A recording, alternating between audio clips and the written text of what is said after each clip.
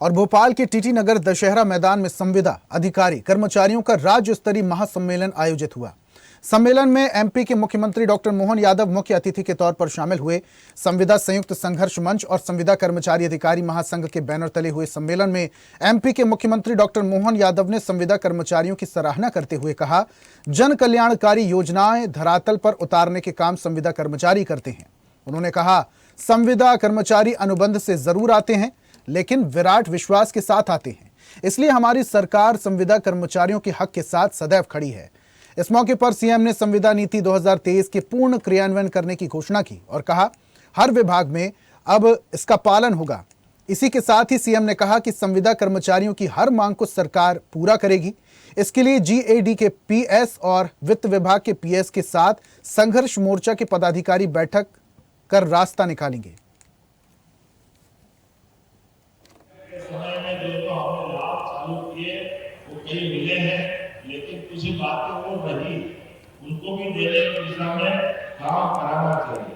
हमने कहा कि जैसे कि आपको मालूम है 10 वर्षों से अधिक अनुभवी संविदा कर्मचारियों को नियमित पदों पर जो सम्मिलित करने की बात कही है, तो 50% तो हमने चालू रखी है।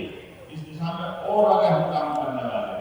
आपने कहा संविदा नीति 2023 समस्त विभागों में एनपीएस, ग्रेजुटी, स्वास्थ्य, बीमा लाभ, अनुकंपा नियुक्ति के केंद्र पोषक समस्त योजनाओं परियोजनाओं के एक साथ क्रियान्वयन के आदेश निकाले जाए।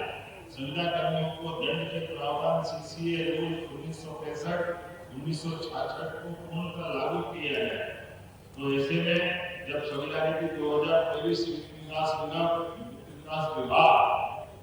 लोक स्वास्थ्य एवं चिकित्सा शिक्षा विभाग और निगम मंडल में लागू करने के ये संबंधित निगम शिक्षा में और नीति का क्रियान्वयन कराया जाएगा।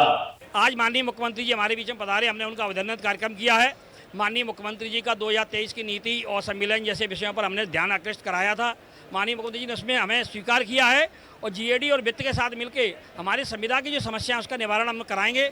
इसमें डीए है, अनुकंपा नियुक्ति, ग्रेजुटी, एनपीएस, सीसीए रूल 1965-66 और संविदा का जो टर्मिनेशन का डर रहता है उस डर से माननीय मुख्यमंत्री जी ने हमको मुक्त कराया है और इन्हीं के साथ हम धन्यवाद और बहुत आभार व्यक्त करते हैं माननीय मुख्यमंत्री जी का। आज बड़े हर्ष का विषय है कि हमारे सभी विभागों के संविदा कर्मचारी भोपाल में माननीय मुख्यमंत्री जी का अभिनंदन करने के लिए आए थे। माननीय मुख्यमंत्री जी ने अपना पूरा समय दिया और आप सभी लोगों ने देखा है कि माननीय मुख्यमंत्री जी बिल्कुल एक बात स्पष्ट बोल के गए हैं कि हम कोई बात झूठ नहीं बोलते हैं।